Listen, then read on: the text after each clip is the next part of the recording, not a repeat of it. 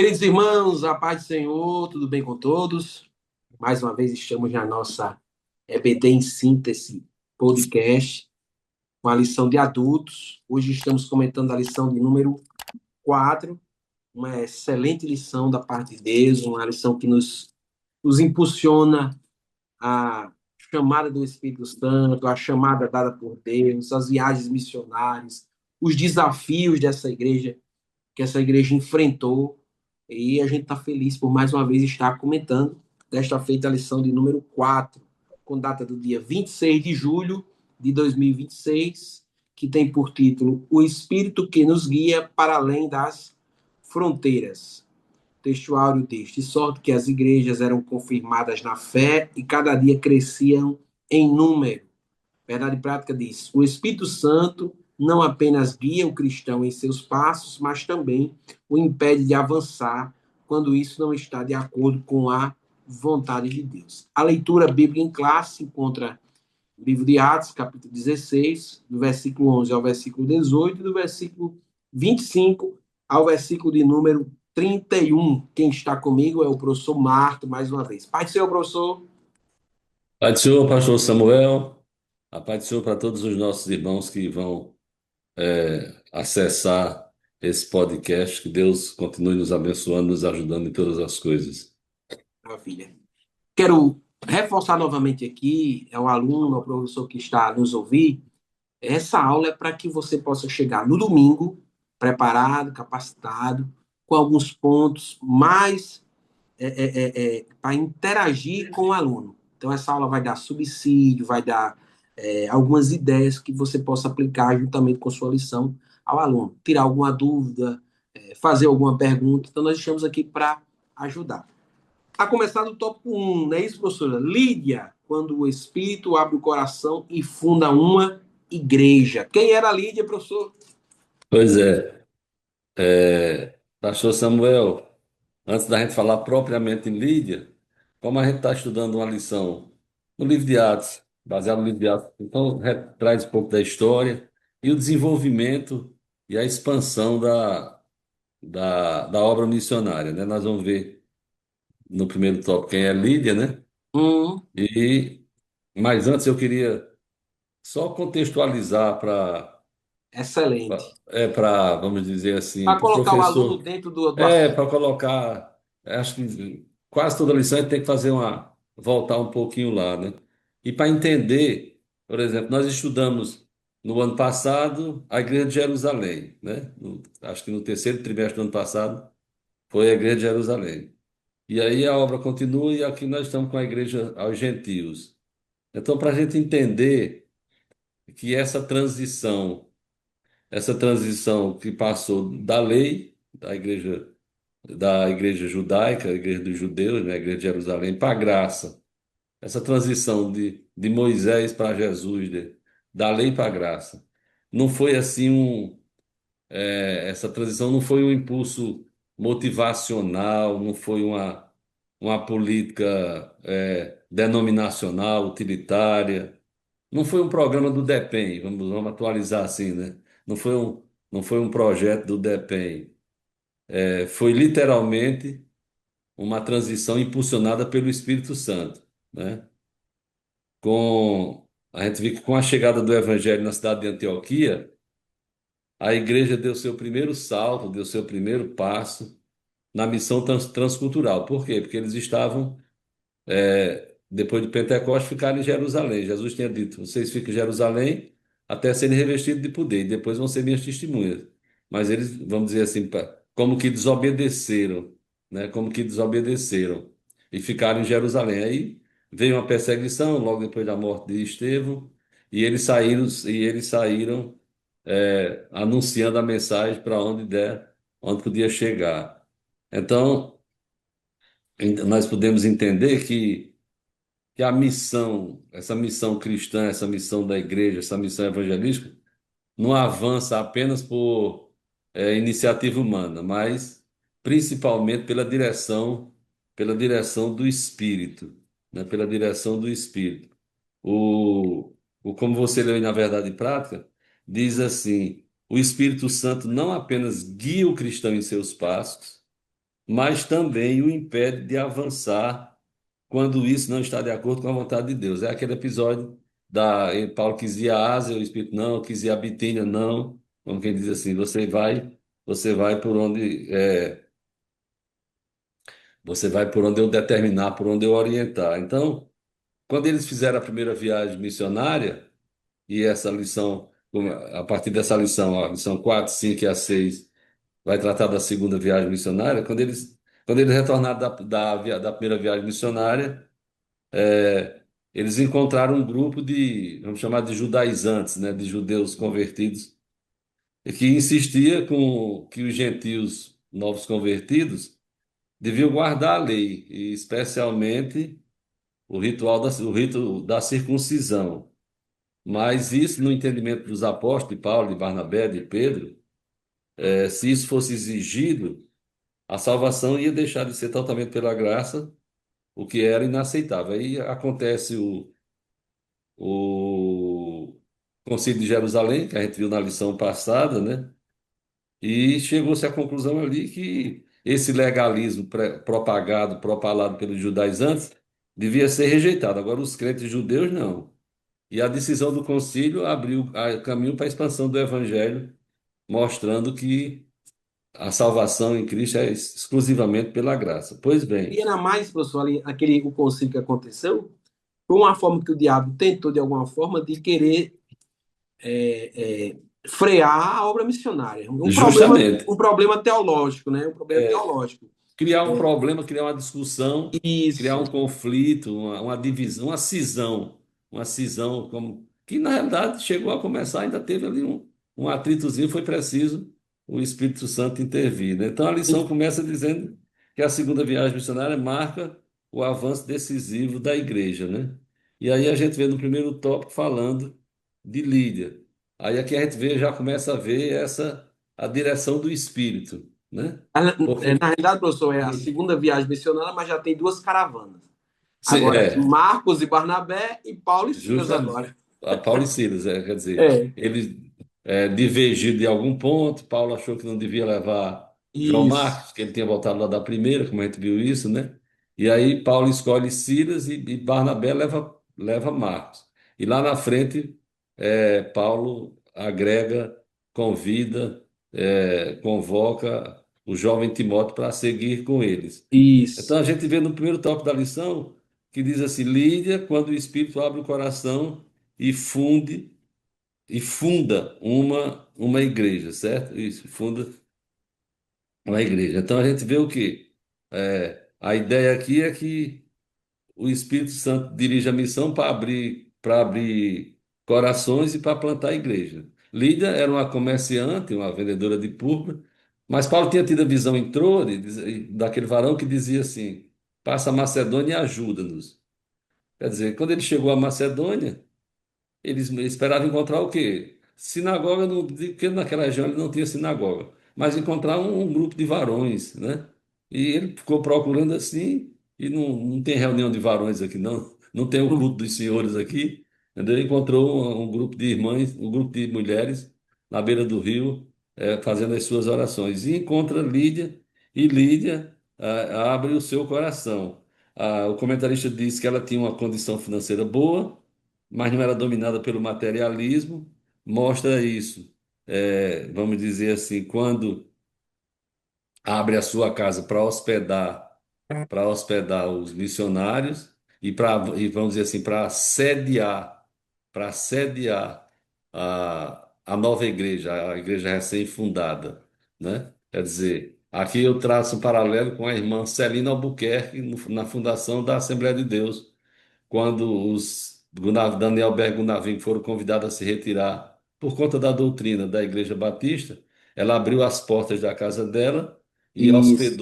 hospedou os missionários, quer dizer, eu quero crer que Celina Albuquerque nem sabia ainda dessa conversão de Lídia, não tinha nem uma ligação, então, não sabia que eu digo assim, não fazia essa ligação, ou se nem foi inspirada por Lídia, foi mais direcionada pelo Espírito Santo.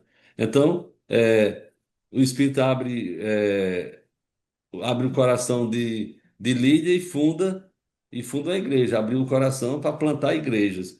Quer dizer, Paulo recebeu aquela visão, atravessou, entrou na Macedônia e encontrou Lídia, que era uma mulher sensível, sensível espiritualmente e dada hospitaleira, né? E sendo uma mulher hospitaleira, abrigou os missionários. O comentarista diz assim: Paulo, sem haver sinagoga, Paulo inicia sua missão junto a mulheres reunidas à beira do rio, né? Então, a conversão de Lídia inaugurou a igreja em Filipos. Então, a gente vê a importância de como Deus trabalha, como a verdade prática resume bem. O Espírito Santo não apenas guia o cristão em seus passos, né? Quer dizer, será que passar na cabeça de Saulo que a primeira igreja na Europa ia ser fundada na casa de uma mulher? Mas a gente vê ao longo da história, ao longo da Bíblia, ao longo da história do cristianismo, enfim, a atuação das mulheres. E Lídia foi, vamos dizer assim, uma coluna na abertura, né? Na abertura, porque ela proveu todo todo o suporte, toda a logística necessária para os missionários, vamos dizer assim, fazerem o seu trabalho assim com com mais tranquilidade. Quer dizer, eles tinham onde ficar, tinham onde se alimentar, quer dizer, tinha todo o suporte logístico. E ela abriu o seu coração, abriu a sua casa e os seus, vamos dizer assim. A Bíblia não fala do marido dela, mas toda a sua parentela, todos os seus servos da sua casa creu e foi alcançado pela missão, pelo Evangelho, o Evangelho chegando justamente, vamos dizer assim, abrindo as portas para o trabalho na Europa, a gente vai ver outras lições, Tessalônica, do capítulo 17, capítulo 18, a gente vai ver mais isso. Mas a gente vê com Lídia isso aqui. É É, interessante, professor, que sim, aqui no capítulo 16 a gente vê ela fundando uma igreja apenas ela crente, né? pois é. Uma crente. Mas lá no capítulo 2, o versículo 18 do livro de Apocalipse, já tem uma igreja fortalecida, que é a igreja de Pe- Tiatira, de onde ela era natural. Pois é, Uma igreja em perfeito. avivamento, uma igreja fortalecida, uma igreja cheia de doutrina, não é isso? E o que a gente pode tirar, o que eu tiro assim de lição para a gente, de lição, é que a missão, o Espírito Santo resolve abrir o coração das pessoas, né? Quer dizer, de onde a gente menos espera, né? De onde menos se espera, porque Paulo chegou, quando chegou em Filipos, ficou procurando assim, eu tive uma visão de um varão me chamando para ajudar. Mas cadê o varão? Procura daqui, procura dali e não acha esse varão. Quer dizer, aí encontrou uma mulher e não questionou. Quer dizer, e a gente há de entender que Paulo já estava assim, vamos dizer assim, quase que curado dessa diferenciação de homem e mulher, quer dizer, de se reunir primeiro com os homens, a mulher está ali mais. Aquele Isso, preconceito judaico que os discípulos viram quando Jesus falando com a mulher samaritana. Então é que como Paulo também já tivesse sendo com a ideia mais progressista e dando tendo essa visão e abrindo essa possibilidade de fazer a missão a partir da casa de Lídia. Certo? No verdade. tópico número 2 fala da libertação da jovem possessa e o confronto com os poderes das trevas, né? Então a gente vê a direção do Espírito, quando Paulo chega na casa de Lídia, e aqui a gente vê o confronto espiritual. Quer dizer, Paulo estava seguindo, sensível à voz do Espírito de Deus, né? Sensível. Vou para a Ásia. Não, para a Ásia não vai não. Vou para a Bitínia. Não, para a Bitínia não vai não. Fica aqui. Aí está em Trode, tem a visão. Eu vou para Trode. Aí vai para Trode, chega em Filipos e abre, inaugura, começa o trabalho ali na casa de Lídia. Aí em seguida, quando pensa que está tudo bem, vem o confronto espiritual. Aquela mocinha, aquela jovem, né? Quer dizer, com o espírito maligno elogiando, né? Até elogiando. Aí pastor Isso. Wagner coloca aqui. embora ela falasse as verdades sobre os missionários, seu testemunho não procedia de Deus, à semelhança dos demônios que receberam Jesus. E aí ele diz aqui, no subsídio teológico, uma tirada da Bíblia do Instituto Pentecostal, ele diz assim: se Paulo aceitasse o testemunho do demônio, estaria ligando a pregação das boas novas a atividades, as boas novas a atividade relacionada aos demônios. Quer dizer, o que a moça estava dizendo era verdade. Esses homens são servos do Deus Altíssimo, era verdade. Mas Paulo, não se, sensível à voz do Espírito, não se deixou enganar, através do discernimento de Espírito, rejeitou aquilo ali, porque senão estava atribuindo, associando, porque todo mundo na cidade sabia que aquela moça adivinhava por alguma coisa, né? Por A gente espírito pode maligno. aplicar, a gente pode aplicar essa passagem, professor, na nossa vida cotidiana. Quantas pessoas Sim, utilizam a mensagem do Evangelho verdadeira, eficaz, mas a fonte, né? justamente, justamente. E também há um ensinamento para os que fazem a obra de Deus em verdade, né? Em verdade, em santidade, de receberem, de serem atacados pelo bichinho do orgulho, né? Quer E dizer, alguém, palmas para você, entendeu? Muito bom, entendeu? Mensagem muito boa, varão de Deus, boca do céu, enfim, essas coisas, boca de profeta e tal, né? Boca Atalaia de de Deus, Jeová. atalaia não sei de quê, quer dizer, é verdade, entendeu? É verdade. O que eu estou fazendo, a pessoa está fazendo aquela pessoa está fazendo aquilo com bom interesse, com uma boa intenção, mas a informação, vamos dizer assim, a motivação, aquela aquele aplauso, aquele apupro vem de uma fonte ruim, entendeu? Vem de uma fonte ruim. Então ele diz aqui que quando aqueles exploradores daquela mulher viram o seu lucro perdendo, né?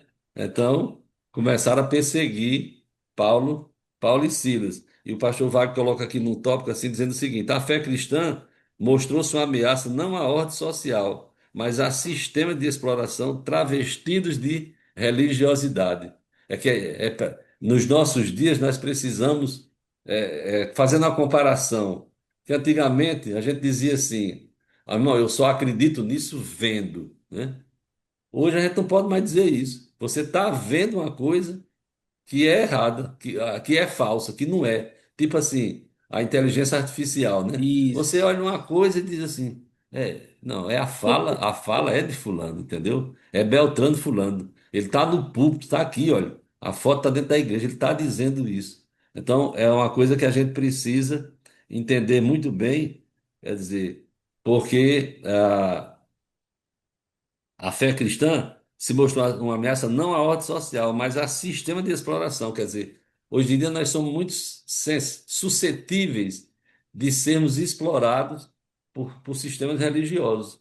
Preciso que a gente tenha muito cuidado disso. Profetas, profetas que se levantam e às vezes a gente está vendo assim em loco, dentro da congregação, né, na manifestação. Se não houver um discernimento de espírito nessa hora, a pessoa vai.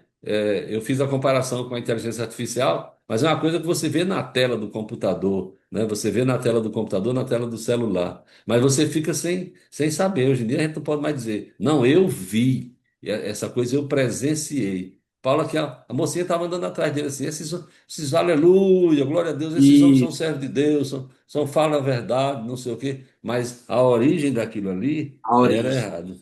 Era errado. Então, o crente tem que aprender a discernir, a confiar e, vamos dizer assim, e agir quando aquilo depender for contrário. Por quê? Porque Paulo e Silas foram parar por conta da prisão, porque fizeram aquela obra, expulsaram aquele demônio, libertaram aquela criatura, né, naquele confronto espiritual, mas foram parar na cadeia. Nem sempre a gente está fazendo a coisa certa, servindo a Deus de forma honesta, de forma correta. Isso não quer dizer que isso se reveste ou se é pago. ou resulta, né? Ou resulta em popularidade, ou resulta em vida mansa, em vida tranquila. Às vezes, como aqui, Paulo e Silas fazendo a obra direito, correto, direitinho, mas foram parar na prisão. E parando na prisão de forma indevida, porque era cidadão romano, nem podiam ser feito daquele jeito. Mas passaram o trator por cima, esqueceram o direito romano e atropelaram eles e prenderam, não teve conversa. Então a gente vê aí que no servir a Deus, no fazer a obra de Deus, no fazer a missão, a gente se depara com esse confronto espiritual. Eu estava falando na classe, na abertura do trimestre, né, dizendo o seguinte, que nem todos nós temos uma chamada missionária, aquela chamada do ir, de atravessar a fronteira, né? Nem todo Isso, mundo tem essa chamada. Deus diz, vá por todo mundo pregar o evangelho. Agora, a uns ele chamou para ir. A outros ele chamou para orar, a outros ele chamou para contribuir, para isso, sustentar, né? Não tem assim esse negócio de dizer, porque se todo mundo for, quem é que sustenta, quem é que segura a escada, quem é que sustenta a corda, quem é que dá o suporte? Não, é preciso isso. Agora, tanto os que vão como os que ficam precisam entender isso, entendeu? Eu estou fazendo a obra de Deus e por que é que eu estou sofrendo, né? E por que é que eu estou passando dificuldade? Porque o Senhor não prometeu assim, vá para a missão que vai ser só, entendeu? Navio de cruzeiro, avião de primeira classe, transporte confortável. Não. Quando a gente olha para a viagem desses homens, quer dizer, a primeira viagem durou cerca de 2 anos, essa daqui por volta de 3 anos, quer dizer, e andando a pé. E os barquinhos lá, quando estava de barquinho era uma maravilha, né? Quando estava atravessando um pedaço do mar era uma benção. Agora, quando chegava em terra que tinha que subir e descer, ir para lá e para cá, a Bíblia não disse se eles estavam indo com camelo, com jumento, com burro de carga, ou se era a pé com a mochila nas costas. Então, a gente precisa entender isso, que a ministração, a pregação do Evangelho confronta as trevas e tem uma hora que vai libertar as vidas pelo poder do nome de Jesus, né? verdade. E, e o tópico número 3 fala da prisão de Paulo e da conversão do carcereiro, né? Da conversão do carcereiro. Quer dizer, eles foram presos indevidamente, injustamente, sabiam que estavam fazendo a obra de Deus, né? Mas eh, não foram murmurar, reclamar, confrontar, é, praticamente fazer a murmuração, né? Quer dizer, eles foram açoitados pela causa do Evangelho, entendeu? Eles foram açoitados pela causa do Evangelho. E muitas vezes a gente sofre pela causa do Evangelho. E a Bíblia diz que os homens levaram eles à frente, diz, olha, esse pessoal aqui, esses homens sendo judeu, tem confrontado aqui, tem feito tumulto, tem criado não sei o quê, e lá vai. E os magistrados botam ele na cadeia e prendendo mesmo, chamado de cárcere interior, quer dizer, é dentro das células. Lá, o historiador conta que é o subsolo da prisão, né? Quer dizer, abaixo. A acusação contra Paulo e Silas, que é a acusação que foi antes de ser apedrejado, está no versículo 20. Esses homens, sendo judeus, perturbaram a nossa cidade. Pois é, perturbando a cidade, quer dizer. Fazendo uma. Parecia até que ia derrubar o imperador. Parecia até que o imperador romano. Mas não. Eles batem dentro da prisão. E aí, como diz o hino, né? Quer dizer, tem um hino novo que eu não sei dizer direito, mas assim. Paulo e Silas, Silas diz Paulo. Vamos fazer, vamos orar, Silas, vamos cantar, vamos. Quer dizer, aí vem aquela história do louvor que liberta, né? Quer Isso. dizer, eles começaram a fazer aquilo servindo de testemunho, né? Que quando veio a libertação através do Senhor, quer dizer, o que eles tinham feito, eles deram testemunho na hora da provação, na hora pior, quer dizer, preso no tronco, entendeu? Preso no tronco. Já tinham apanhado, né? Já tinham levado umas boas varadas nas costas, devia estar tudo ardido aquilo ali, né? E eles resolveram louvar, não tinha o que fazer, era cantar e orar, cantar e orar, orar e cantar. E aí vem a libertação através do terremoto que abala o Cárcere, e é muito conhecido. e se dá a conversão do carcereiro, né? Quer dizer, o carcereiro já sabia que procurou uma espada para se matar, por quê? Porque era uma regra do cárcere. Se o preso fugisse, o carcereiro, o carcereiro pagava com a sua prisão. Nos quartéis também são assim. Nos presídios militares, quando a pessoa é presa, né, fica lá preso. É um militar também que é preso, né, fica preso.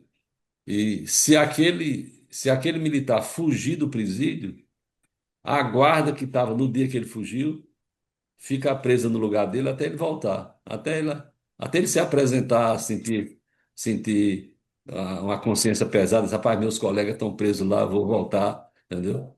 Então, já vem isso lá desde trás. E o carcereiro sabia disso. Então, quando disse assim, aí Paulo bradou, não faça nenhum mal, porque nós estamos todos aqui.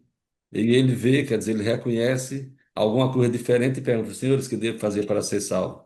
E a pregação vem, e Paulo diz assim, crê no Senhor Jesus Cristo, serás salvo tu e tua casa, quer dizer, e todos aqueles que tiverem, que abriram o coração, que aceitaram, que abriram a porta do seu coração para ouvir e para crer na mensagem do Evangelho. E aí há essa transformação, o carcereiro lava as costas dele, leva para a casa dele, serve uma refeição, enfim, há realmente uma transformação de vidas, né? Há uma transformação de vidas. O pastor Wagner coloca aqui dizendo o seguinte, que onde o evangelho entra, vidas e lares são transformados. Baseado lá em 2 Coríntios 5,17, quem está em Cristo, nova criatura é, as coisas velhas já passaram. E ele diz mais, este episódio ensina que Deus continua soberano mesmo nas prisões da vida. Quando o crente escolhe louvar em meio à dor e permanecer fiel diante da injustiça, o Senhor transforma sofrimento em testemunha e usa circunstâncias adversas para salvar outros. É interessante para a gente ter esse ensinamento para as nossas vidas, baseado nisso aqui. É dizer, quando o crente resolve adorar a Deus e permanecer fiel diante da injustiça. Quer dizer, quando ele está sendo injustiçado, mas ele permanece fiel. Aí o Senhor transforma o sofrimento em testemunho.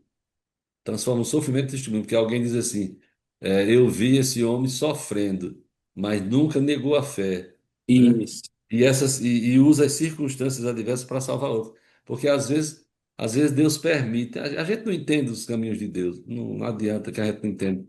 Não dá para entender. Quantas vezes a gente vê Deus fazendo uma coisa e a gente fica pensando, meu Deus do céu, por que está acontecendo isso? E lá na frente, quando Deus intervém, que muda a circunstância, que faz o que deseja, que é salvar as pessoas, aí é que a gente entende que aquilo ali era um projeto de Deus, porque, quer dizer, precisava Paulo apanhar, ficar preso, ficar aquele negócio todinho, para depois mandar um terremoto, quer dizer, não podia, Deus não podia ter mandado um terremoto na hora que Paulo estava pregando, para todo mundo ficar apavorado, não. Vamos por Isso. aqui, aí você vai passar por essa provação, dar o testemunho que eu quero crer que todo mundo ali naquela prisão, quando viu, ficou extasiado com aquilo que viu. Quer dizer, esses homens estavam presos na mesma condição que nós, mas cantando, adorando, orando, buscando a Deus, e Deus intervém de forma milagrosa, né?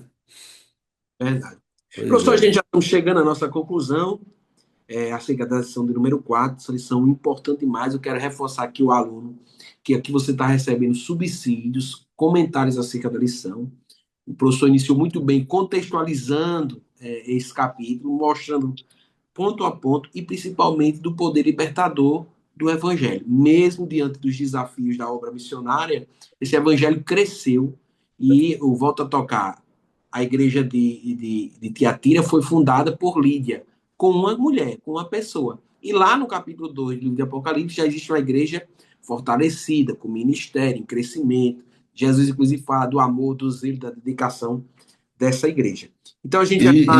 o professor pode, claro, usar um mapa desse aqui, né? Isso, Esse aqui é da CPAD, viagem de Paulo primeiro e segundo até para mostrar, né? Para mostrar a localização, né? Não é o A caso aqui do para localização. mostrar Aqui já é a aqui. segunda viagem missionária. Paulo não está mais com Barnabé, Paulo está com Silas, É né? verdade. Os desafios encarando lá a prisão, a libertação do terremoto, a conversão do carcereiro, né? Tudo isso a gente viu nesta lição. E a conclusão, professor? Eu registro aqui na conclusão o finalzinho, praticamente tudo parado, quando ele diz assim, o pastor Wagner coloca, assim como Paulo, sejamos fiéis, ousados e obedientes à direção do Espírito em cada etapa da nossa caminhada cristã, em cada etapa, fiel em cada etapa. Quando eu associo essa conclusão com a verdade prática, fecha muito bem quando ele diz: o Espírito Santo não apenas guia o cristão em seus passos, mas também o impede de avançar quando isso não está de acordo com a vontade de Deus.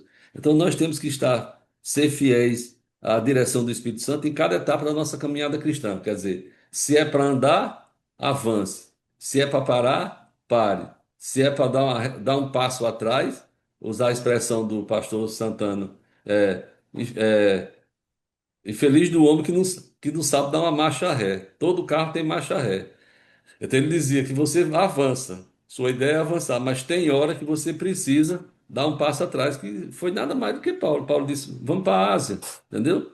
Guiado pelo Espírito, o Espírito Santo, vai não. Então vamos para a Bitínia? Não, não vai não. Ah, aí, e agora? Vou ficar onde? Vou ficar aqui parado? Aí de noite Deus deu uma visão a eles, o varão dizendo: passa a Macedônia e ajuda-nos. Então nós devemos ser fiéis, ousados. Agora, ousado, mas obediente, não é aquele ousado assim, destemperado, não. Ousado e obediente à direção do Espírito em cada etapa da caminhada cristã, porque é o Espírito que nos dirige para frente, para parar e para também mudar a rota.